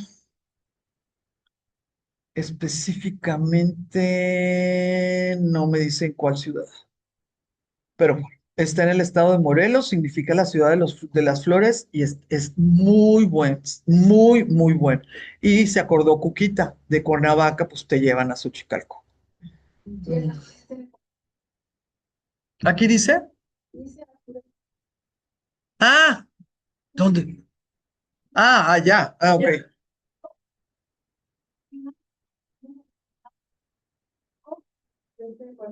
Perfecto.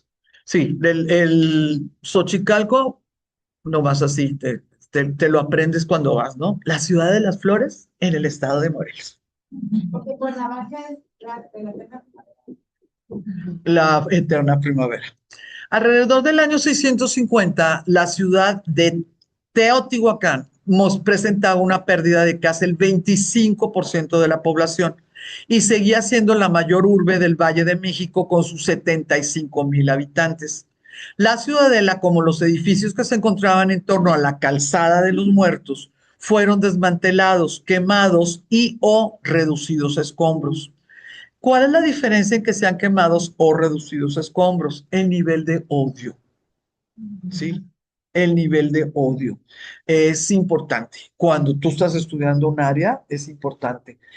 ¿Cuál es el siguiente nivel de odio de reducir escombros? Es cuando se reduce a cenizas. Es el siguiente nivel de odio. Y el siguiente nivel de odio es cuando esparces las cenizas para que ni siquiera las cenizas queden. Ese es el penúltimo. ¿Y cuál es el último nivel de odio? Cuando prohíbes nombrar, ¿verdad? Para que se borre de la historia. Cuando andemos en octubre, vamos a poder ver cómo algunos faraones daban orden y de todo, todo, se cincelaban el nombre de alguien. Ese es el último nivel de odio, porque en algunos espacios el que ya no te nombren quiere decir que dejas realmente, ¿sí? De existir. Entonces, esto nada más está hasta escombros, no fue tanto. Un siglo más tarde, la ciudad no contaba ni con 5,000 personas. No. Ay, qué horror. Se discute si ya eran no teotihuacanos o si pertenecieron a algún grupo periférico de la ciudad que no poseía la alta cultura teotihuacana. Entonces, ¿qué es lo que nos están diciendo? El que hayan 5,000 teotihuacanos no quiere decir ni que escribían, ni que sabían esculpir, ni que sabían calendarios, ni nada. ¿Sí? El que sea teotihuacano no quiere decir que sean de la alta cultura, ¿verdad? De la alta cultura teotihuacana. Los complejos residenciales presentan muchas marcas de quemadura y los arqueólogos plantean la hipótesis de la guerra civil. Los factores que también condujeron al declive de la ciudad incluyeron interrupciones en las relaciones tributarias. Entonces, muchachos, desde los teotihuacanos ya nosotros estábamos acostumbraditos a que alguien nos cobraba tributo y nosotros pagábamos. Desde, ¿sí? Sí. Entonces, cuando una sociedad del tamaño de Mesoamérica ya le enseñaron a que va a pagar tributo, saben que es mucho más fácil pagar tributo que pelear una guerra. Eso se aprende a través de las generaciones.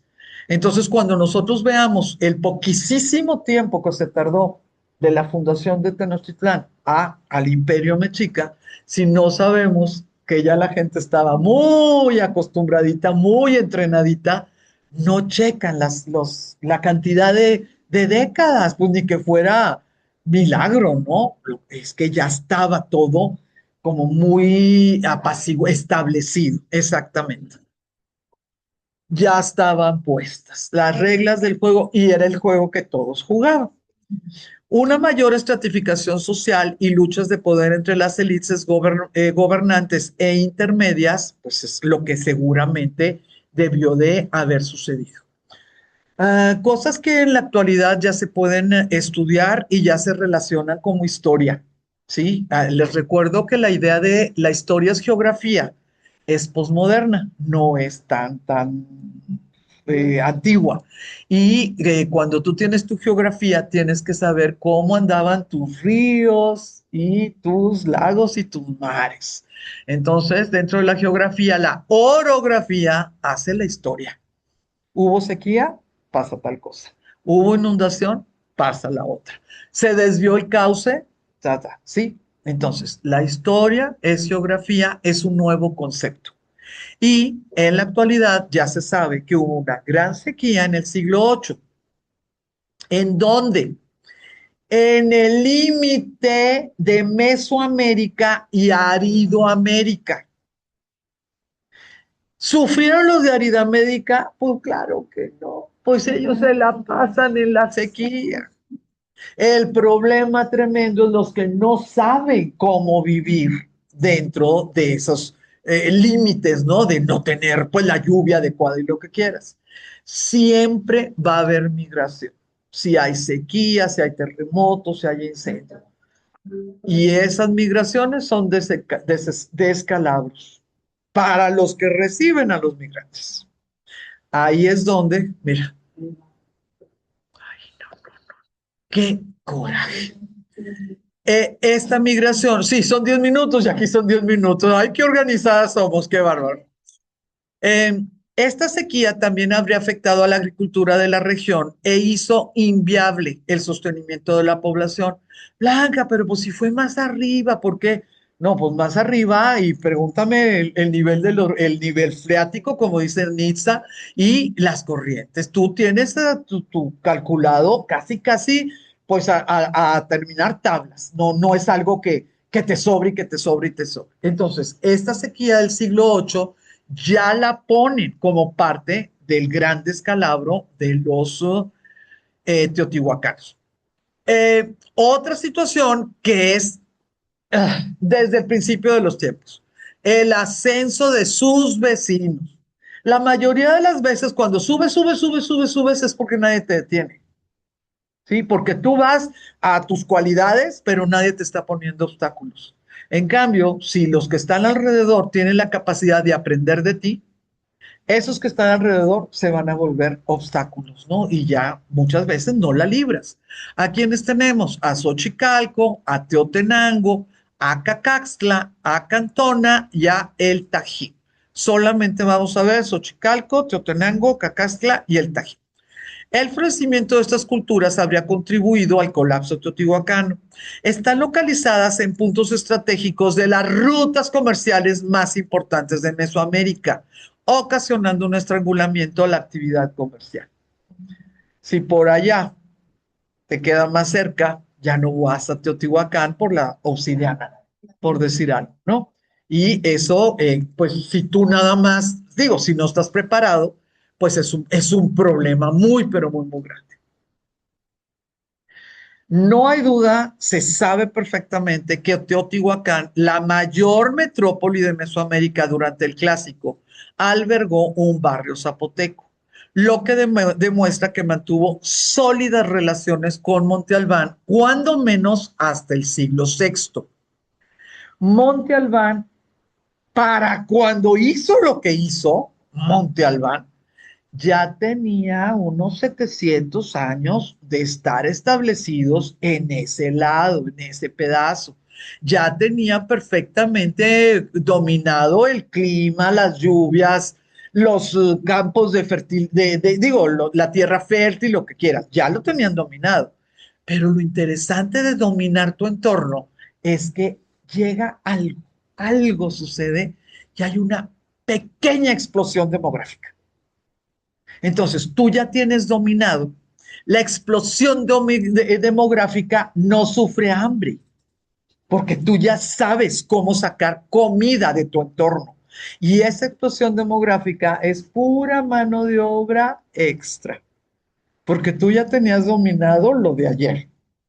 Nacen 300, 500, 1500 niños que no se mueren porque los puedes cuidar bien y esas personitas son mano de obra o soldados o como ustedes le quieran, ¿verdad? Que no estaban en el presupuesto, ¿sí? Te sacas la lotería. Una explosión demográfica que tú seas capaz de mantener alimentariamente es una lotería. Es mano de obra que te cae del cielo, ¿sí? Muy probablemente eso pudo haberse pasado con los zapotecas. Eh, Más o menos en el siglo IX fue abandonada, pero era tan espectacular Monte Albán que igual que los mexicas creyeron que Teotihuacán era donde se nacían los dioses, los mixtecos pensaron que no existía lugar más sagrado que Monte Albán. Entonces a Monte Albán le va a pasar lo de Troya, por decir algo. No sabíamos que existía Monte Albán, no sabíamos que existían zapotecas, sabíamos que los mixtecos eran los meros meros, porque los mixtecos hicieron Mitla, los mixtecos utilizaron como cementerio Monte Albán y todo lo que se descubría, pues era de los mixtecos. ¿Dónde andaban los zapotecos? Pues vendiendo artesanías, ¿verdad? En el siglo XIX. Sí existían los zapotecos, pero pobres. Han de haber sido los esclavos de los mixtecos, han de haber sido los campesinos que hicieron que los mixtecos florecieran. Pues claro que nuestro querido Antonio Caso descubre una super tumba mixteca y empiezan las excavaciones y se dan cuenta que una cosa son las joyas mixtecas y otra cosa es dónde estaba el entierro.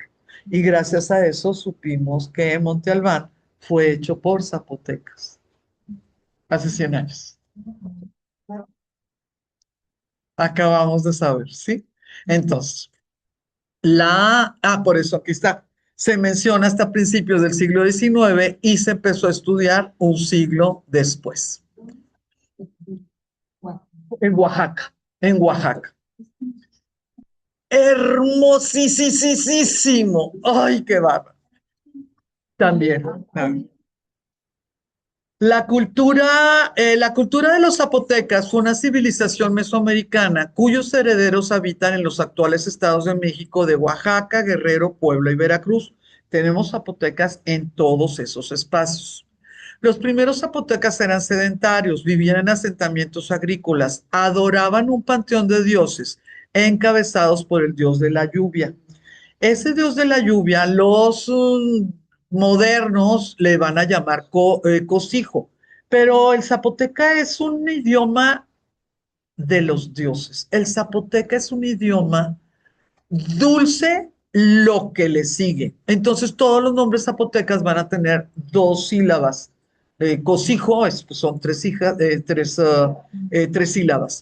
Este dios de la lluvia ya estaba relacionado con la fertilidad. Entonces no nada más era el líquido o no nada más era el regalo, sino significaba que gracias a esa lluvia pues podías comer. Combinaba los símbolos de la tierra y el jaguar y el cielo y la serpiente.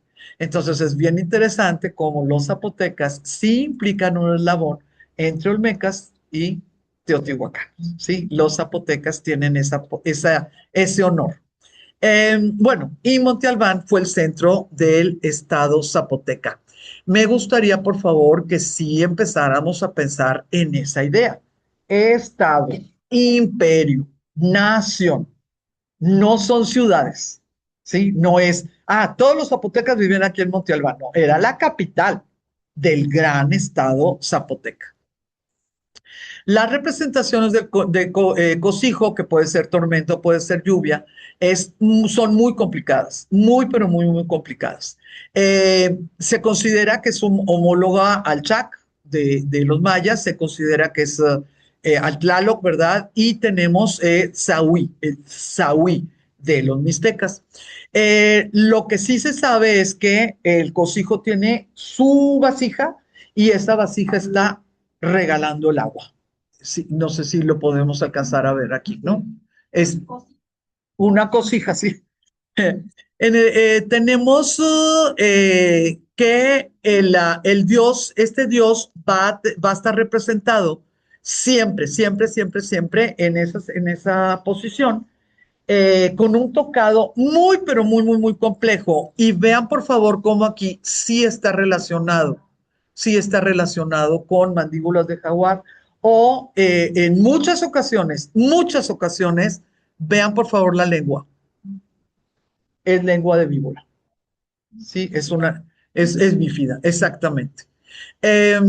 Sí podemos ver que ellos, a pesar de su estética, en estos tocados carísimos y complejísimos, seguían usando taparrabo. Sí lo vemos, ¿verdad? Aquí está. Ay, sí, era una cosa lindísima. Sí, muy bien arregladitas. El, ah, la forma en que se presenta es de muchas maneras, pero cumple. El taparrabo, la posición y el tocado, ¿no? De ¿mande? Y la que- Y la lengua, aquí también la vemos, ¿no? Aquí la vemos doble. Y ya pues para terminar, porque además se va a cerrar. Ay, pues para ir a Monterrey.